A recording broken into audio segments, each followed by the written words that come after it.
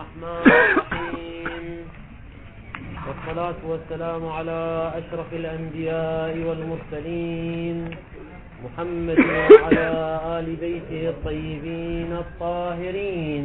اللهم صل على محمد وآل محمد. ذكرنا في بداية البحث عن الصحيح والأعم أننا نتعرض إلى 5 مقدمات، وقد تقدم الكلام عن المقدمة الأولى والثانية والثالثة. أما المقدمة الرابعة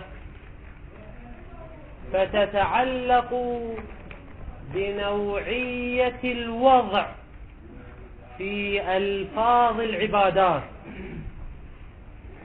لأن الوضع كما تقدم سابقا إما وضع عام والموضوع له عام، وإما وضع خاص والموضوع له خاص، وإما وضع عام والموضوع له خاص. أما القسم الرابع فهو مستحيل كما تقدم في محله.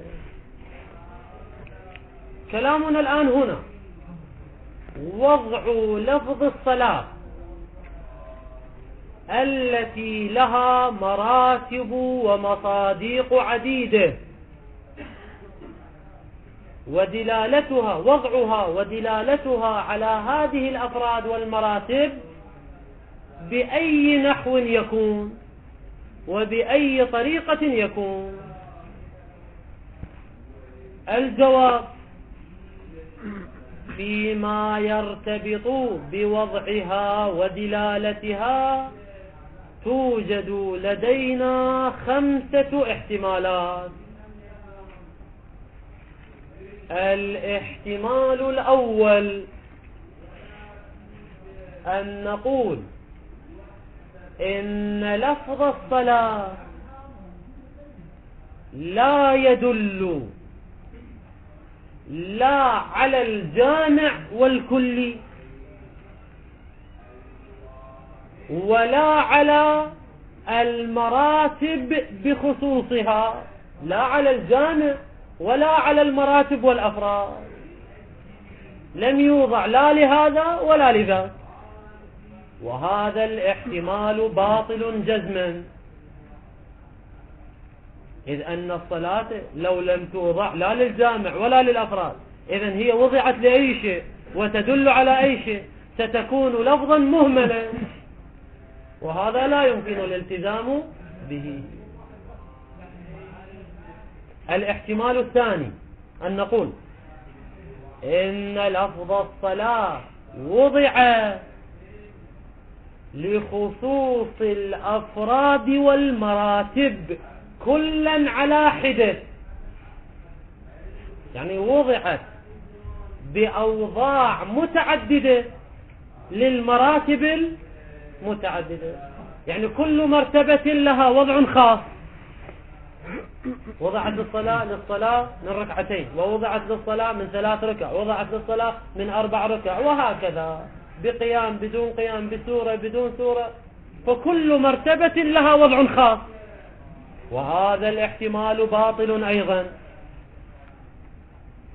لأنه يلزم منه حصول الاشتراك اللفظي، يعني لفظ الصلاة يكون مشتركا لفظيا، وهذا لا يلتزم به.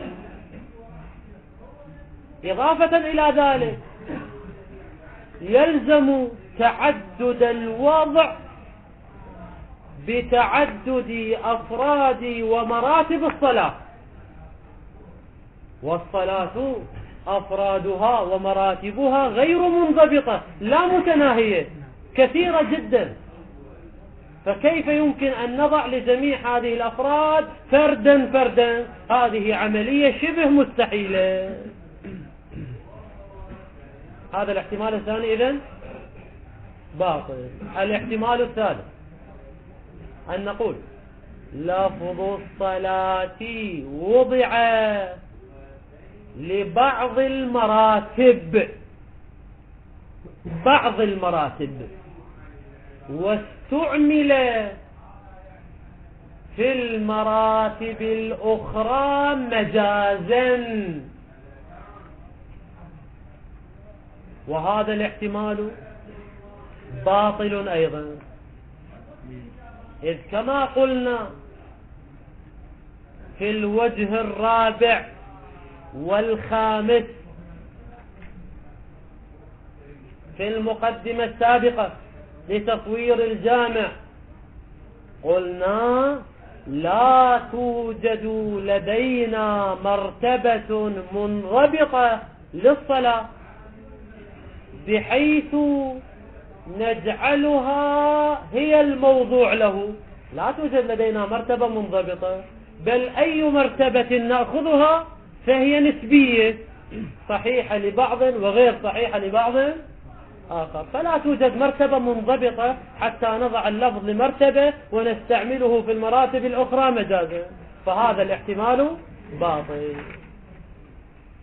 الاحتمال الرابع وهو ما ذهب إليه المشهور واختاره المصنف قدس سره، حيث قال إن الوضع في ألفاظ العبادات هو من باب الوضع العام والموضوع له العام، أي أن الواضع تصور معنى كليا كلي مفهوم الصلاة، ووضع اللفظ علما لذلك المعنى الكلي الذي لاحظه، فيكون الوضع عام لأنه تصور معنى كليا، والموضوع له عام لأنه وضع اللفظ علما ليس للمصادق وإنما لذلك العام. هذا الاحتمال الرابع اللي هو الاحتمال الصحيح الذي يختاره المصنف. الاحتمال الخامس قد يدعى إن الوضع في ألفاظ العبادات هو من باب الوضع العام والموضوع له الخاص، أي أن الواضع تصور معنى كليا، لاحظ كلية الصلاة، ولكنه وضع لفظ الصلاة علما للمصادق والأفراد، كما هي الدعوة في المعاني الحرفية، تصور كلي مفهوم الابتداء ووضع من للأفراد. هنا كذلك تصور كلي مفهوم الصلاة ووضع لفظ الصلاة لا لذلك الكلي، وإنما وضع اللفظ للأفراد والمصادر، فباعتبار أنه لاحظ مفهوما كليا فالوضع عام، وباعتبار أنه وضع اللفظ لا لذلك الكلي وإنما للأفراد والمصادر فالموضوع له خاص، فالوضع عام والموضوع له خاص. الشيخ الآخر قدس سره يقول هذا الاحتمال باطل ولا يمكن الالتزام به. لماذا؟ وذلك لأن له تال فاسد. بيانه إن لفظ الصلاة مثلا نراه قد استعمل في الآيات والروايات في موارد عديدة، مثلا الصلاة قربان كل تقي، الصلاة معراج المؤمن، الصلاة تنهى عن الفحشاء والمنكر، الصلاة عمود الدين. هذا في الصلاة. في الصوم مثلا الصوم جنة من النار، وهكذا لدينا في كل ألفاظ العبادات مستعملة. والظاهر من هذه الاستعمالات هو إرادة المعنى الكلي. حينما نقول الصلاة عمود الدين يعني شنو؟ يعني الصلاة بمفهومها الكلي هي عمود الدين، لا مصداق واحد من مصادق الصلاة. فظاهر هذه الاستعمالات أن اللفظ استعمل في العام، وعليه فإن قلنا بالاحتمال الخامس فلا بد أن نلتزم في هكذا استعمالات، لا بد أن نلتزم بأحد أمرين كلاهما باطل. الأمر الأول أن نقول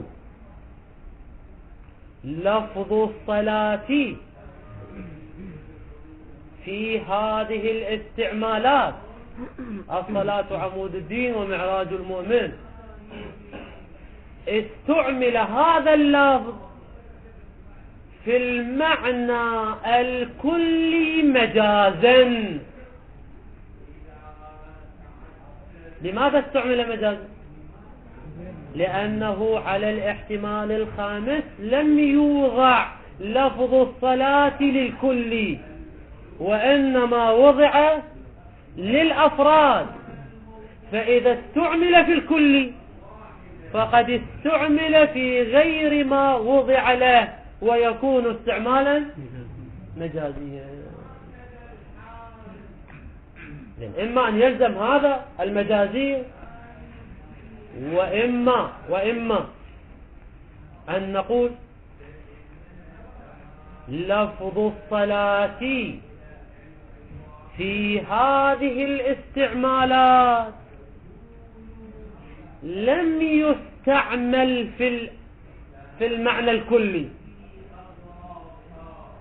وإنما استعمل في المصادق والأفراد فرارا من حصول المجازية. إذن إن قلنا بأن الوضع في لفظ الصلاة هو من الوضع العام والموضوع له الخاص، فالصلاة المستعملة في قوله الصلاة معراج المؤمن إما أن نلتزم بأنه استعمال مجاز لأنه استعمل في الكل بينما هو موضوع للأفراد، وإما أن نقول لا، هو لم يستعمل في الكل وإنما استعمل في الأفراد. وكلا اللازمين باطل، لا يمكن أن نلتزم بالمجازي ولا يمكن أن نلتزم بأنه استعمل في الأفراد. أما المجازية فلأن المجازية تحتاج إلى علاقة مشابهة، تحتاج إلى وجود علقة وعلاقة، وهذه العلاقة غير ملحوظة في هكذا استعمالات. حينما يقول الصلاة معراج المؤمن لم يلحظ الأفراد، والأفراد لها علاقة بالمعنى الكلي ثم نستعمل، لم يلحظ ذلك، وإنما مباشرة لاحظ المعنى الكلي. إذن الاستعمال ليس مجازيا، ولذلك المتبادر من كلمة الصلاة ما هو؟ ليس الأفراد والمصادق وإنما المعنى الكلي. إذن لا توجد مجازية هنا. واللازم الثاني أيضا باطل لا نلتزم به، اللي هو شنو اللازم الثاني؟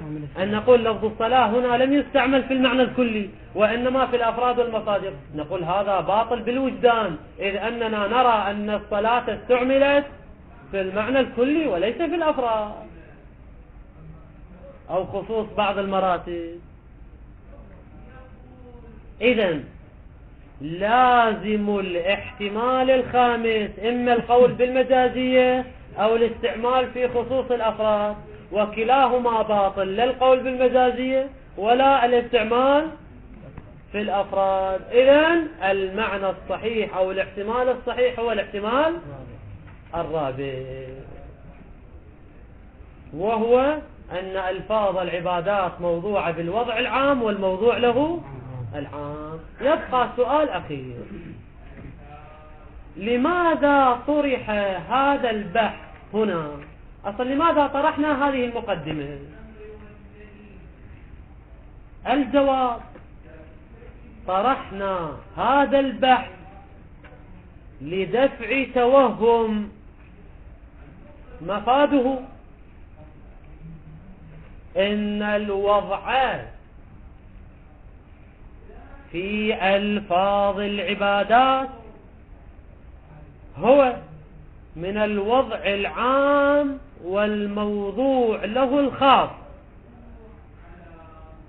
وإذا كان الموضوع له خاصا فلا نحتاج إلى تصوير الجامع، فلا يرد الإشكال الذي طرحناه في المقدمة الثالثة على القائلين بالأعم، حيث طالبنا القائلين بالأعم بتصوير الجامع وذكروا 5 وجوه لذلك أبطلناها جميعا. فهنا قد يقال أصلا لا نحتاج إلى تصوير الجامع حتى يرد علينا الإشكال. لماذا لا نحتاج إلى الجامع؟ لأن الموضوع له ليس الكلي وإنما الموضوع له هو الأفراد، فلا نحتاج إلى تصوير الجامع. الموضوع له خاص، وإذا كان الموضوع له خاصا فلا حاجة إلى تصوير الجامع. هذا توهم، وهذا التوهم أبطلناه بطريقتين. الطريقة الأولى أن الموضوع له في ألفاظ العبادات ليس خاصا، وإنما الموضوع له ما هو؟ عام، لأنه من الوضع العام والموضوع له العام وليس خاصا، بل موضوع له عام، ولذلك نحتاج إلى تصوير ذلك المعنى العام وهو الجامع. هذه الطريقة الأولى. الطريقة الثانية لإبطال التوهم، نقول لو تنازلنا وقلنا الوضع في ألفاظ العبادات من الوضع العام والموضوع له الخاص، فأيضا نحتاج إلى تصوير الجامع، وذلك لأنه حتى لو كان الموضوع له خاصا لكن الوضع ماذا يكون؟ الوضع عام، يعني الواضع لابد أن يتصور معنى عاما ثم يضع للأفراد، فلا بد أن يتصور معنى عاما، ولا يمكن أن يتصور معنى عاما إلا إذا كان هناك جامع بين الأفراد. إذن نحتاج إلى تصوير الجامع، سواء قلنا بالوضع العام والموضوع له العام أو قلنا بالوضع العام والموضوع له الخاص. على كلا الفرضين نحتاج إلى تصوير الجامع. إذن هذا التوهم باطل. قال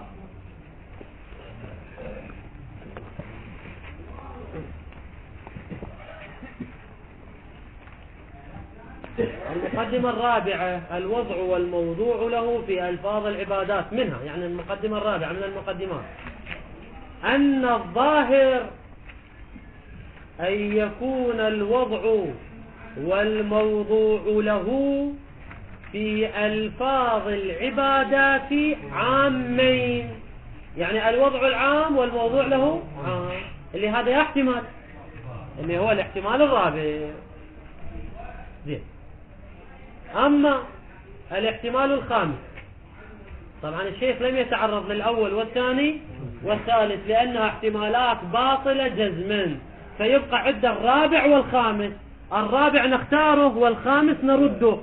فيقول واحتمال، هذا الاحتمال الخامس، واحتمال كون الموضوع له خاصا، يعني الوضع عام والموضوع له خاص، يقول هذا بعيد جدا. لماذا بعيد؟ لأنه يلزم منه تال فاسد. ما هو التال الفاسد؟ يقول لاستلزامه، استلزام من الوضع العام والموضوع له الخاص، لاستلزامه أحد أمرين اللي هو إما المجازية وإما الاستعمال في الفرد. لاستلزامه كونه استعمالها، استعمال من ألفاظ العبادات كالصلاة، كون استعمالها في الجامع في مثل الصلاة تنهى عن الفحشاء والمنكر، والصلاة معراج المؤمن، وعمود الدين، والصوم جنة من النار، يكون الاستعمال في الجامع مجازا. لماذا مجازا؟ لأن الموضوع له هو الفرد، بينما هي استعملت في الجامع فاستعمل في غير ما وضع له، فيكون الاستعمال مجازيا. وهذا يمكن الالتزام به أو لا يمكن؟ وهذا لا يمكن الالتزام به، لأننا نشعر أن الاستعمال حقيقي وليس استعمالا مجازيا. زين. أو إذا ما قلنا مجاز أن نقول شنو؟ بأن هذه الألفاظ لم تستعمل في الجامع وإنما استعملت في الأفراد، هذا أيضا باطل. قال لاستلزامه أمرين، إما كون الاستعمال مجازا، أو هذا الاستلزام الثاني، أو استلزامه منع استعمالها، استعمال من ألفاظ العبادات فيه، يعني في الجامع، يعني نمنع أنها مستعملة في الجامع في مثلها، يعني في مثل هذه الموارد، الصلاة عمود الدين ومعراج المؤمن وغير ذلك. أو منع استعمال الألفاظ في الجامع في مثل هذه الموارد والاستعمالات. وكل منهما، يعني شو كل منهما؟ يعني المجازية ومنع الاستعمال في الجامع كل منهما بعيد إلى الغاية، كما لا يخفى على أولي النهاية. شجع لطيف. لماذا بعيد إلى الغاية؟ أما المجازية فتحتاج إلى علاقة وقرينة وإلى آخره وهي غير موجودة. أما عدم الاستعمال في الجامع باطل، المتبادر هو الاستعمال في الجامع. إذن هذا الاحتمال له تال فاسد، فالمقدم مثله، فهذا الاحتمال باطل، فالاحتمال الصحيح هو الاحتمال الرابع، وهو الوضع العام والموضوع له العام. المقدمة الخامسة ثمرة النزاع. المقدمة الخامسة هي: من الواضح إن كل مسألة تبحث في علم الأصول فلا بد لها من ثمرة عملية، وإلا لكان البحث عنها ترفيا ولغويا. فما هي الثمرة المترتبة على بحث الصحيح أو الأعم. قد يقال لا ثمرة في البين، لا ثمرة في البين. لماذا؟ وذلك لأننا سواء قلنا بالصحيح أو قلنا بالأعم فإننا نتفق جميعا على أن الامتثال لا يحصل إلا بمن؟ إلا بالصحيح. أما الفاسد فلا يحصل به امتثال. فالامتثال عند القائلين بالصحيح وعند القائلين بالعام الامتثال لا يتحقق إلا بالصحيح. فما هي ثمرة البحث عن القول بالصحيح أو القول بالعام؟ الجواب كلا، توجد لدينا ثمرة مترتبة على القولين في مرحلة الوضع والدلالة قبل الوصول إلى مرحلة الامتثال. في مرحلة الامتثال لا فرق، لكننا نتكلم عما قبل الامتثال في مرحلة الوضع والدلالة. زين، ما هي تلك الثمرة؟ ذكروا 3 ثمرات لهذا البحث. أهمها الثمرة الأولى التي يقبلها المصنف ولا يقبل لا الثمرة الثانية ولا الثمرة الثالثة. فالثمرة الأولى هي الأهم وهي المقبولة عند المصنف، وهي الثمرة التي ذكرها الشيخ الأنصاري قدس سره في تقريراته، وتبعه على ذلك الآخوند قدس سره ومجموعة من العلماء. وقبل بيان الثمرة الأولى لا بد أن نذكر مقدمة تشتمل على أمرين. الأمر الأول بشكل عام كل مطلق كقوله أكرم العالم، أو عام كقوله أكرم كل عالم. كل مطلق أو عام لا يخلو من 3 حالات. الحالة الأولى أن يكون المطلق والعام واضحا من جميع الجهات، يعني سواء على صعيد المفهوم والمعنى أو على صعيد الدلالة، عفوا صعيد المصداق والفرد. العام واضح، مفهومه واضح، ومصادقه واضحة. وفي هكذا حالة لا شك ولا شبهة في أننا نتمسك بالإطلاق والعموم، وهذا خارج عن محل كلامنا. أصلا لا توجد شبهة، المفهوم واضح والمصداق واضح، فنتمسك بالإطلاق والعموم، وهذا خارج عن محل كلامنا. الحالة الثانية أن يكون المطلق والعام مبهما ومجملا على صعيد المفهوم والمعنى، يعني مفهومه مشوش، معناه غير واضح، كما لو قال أكرم العالم ولا ندري ما معنى كلمة العالم. العالم يعني في العلوم الدينية العالم في العلوم التجريبية، الأعم من ذلك. فالشبهة هنا شبهة مفهومية، وفي هكذا موارد لا يمكن التمسك بأصالة الإطلاق ولا أصالة العموم،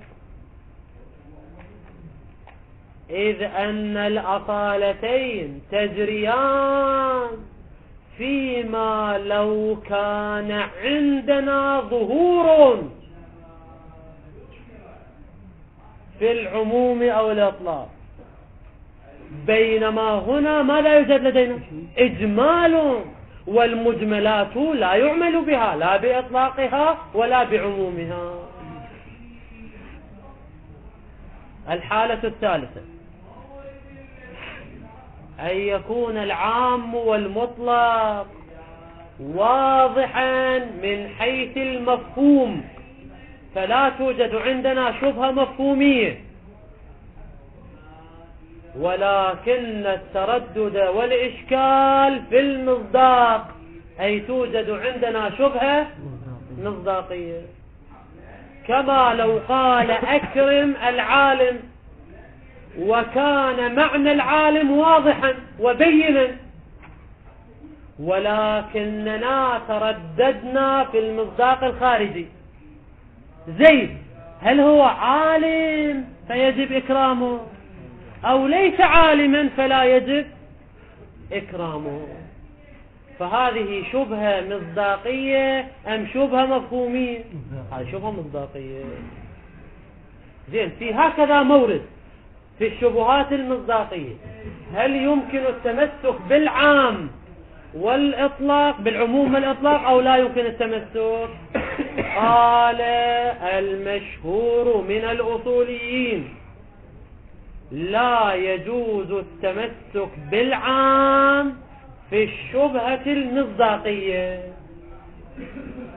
فلا يمكن أن نتمسك بالعموم أو بالإطلاق لإثبات وجوب إكرام زيد المشكوك.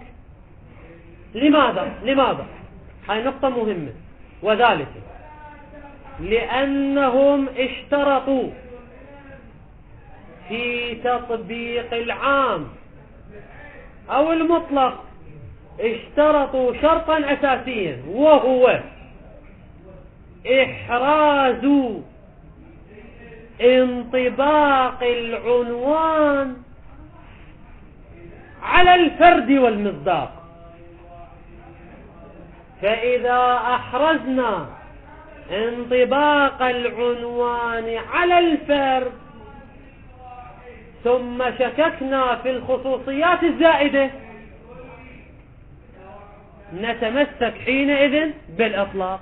مثلا قال أكرم العالم، وأحرزنا أن زيدان ينطبق عليه عنوان العالم، ولكن شككنا هل يشترط فيه العدالة أو لا يشترط فيه العدالة، نستفيد من الإطلاق، فنقول لو كان يريد قيد العدالة لذكره، بما أنه لم يذكره فهو لا يريد. إذن متى نطبق الإطلاق؟ بعد إحراز انطباق المسمى والعنوان على الفرد والمصداق، ويكون الشك في أمر زائد. أما إذا كان الشك في أصل انطباق العنوان، أن العنوان هذا ينطبق على الفرد أو لا ينطبق على الفرد، عنوان العالم ينطبق على زيد أو لا ينطبق على زيد، فحينئذ لا يمكن التمسك بالإطلاق ولا بالعموم. هاي نقطة أساسية صارت واضحة إن شاء الله، أعيدها سريعا.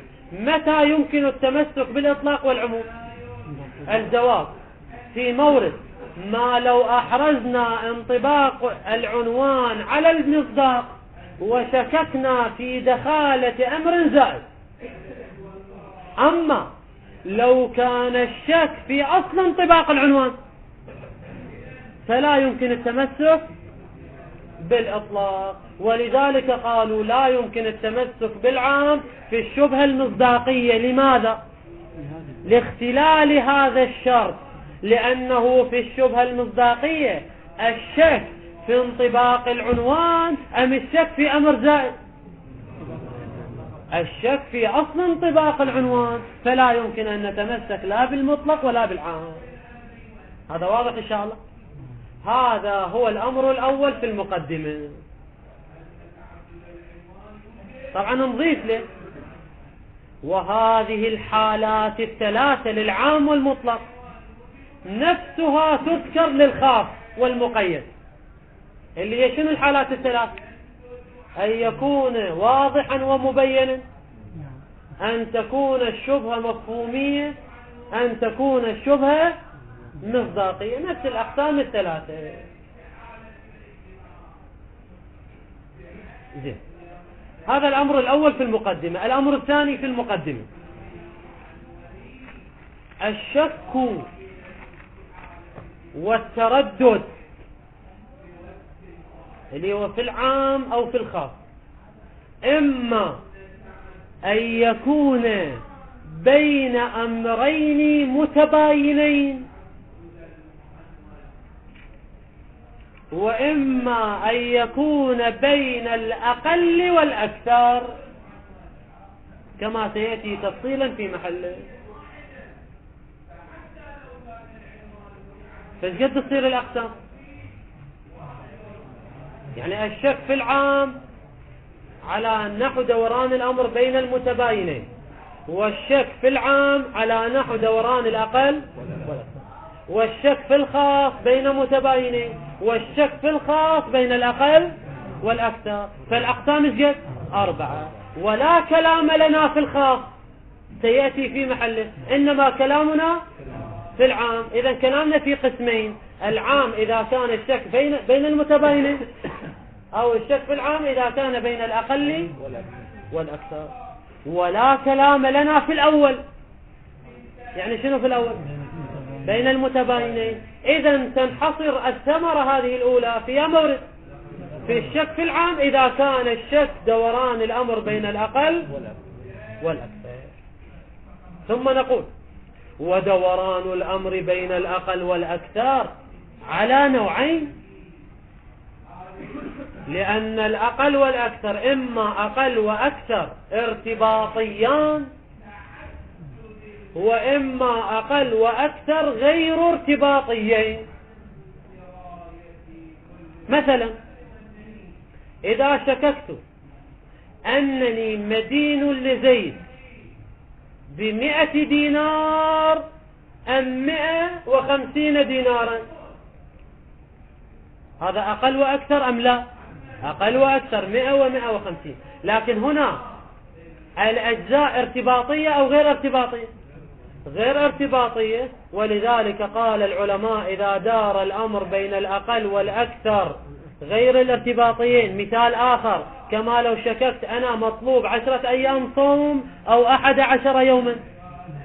ففي هكذا موارد نكتفي بالأقل ونجري البراءة عن الزائد. أما الأقل والأكثر الارتباطيان، كما في أجزاء الصلاة، فإن الصلاة أجزاؤها مرتبطة بعضها ببعض، إما أن تقع صحيحة جميعا وإما أن تبطل جميعا. فإذا دار أمر الصلاة بين 10 أجزاء أو 11 جزءا،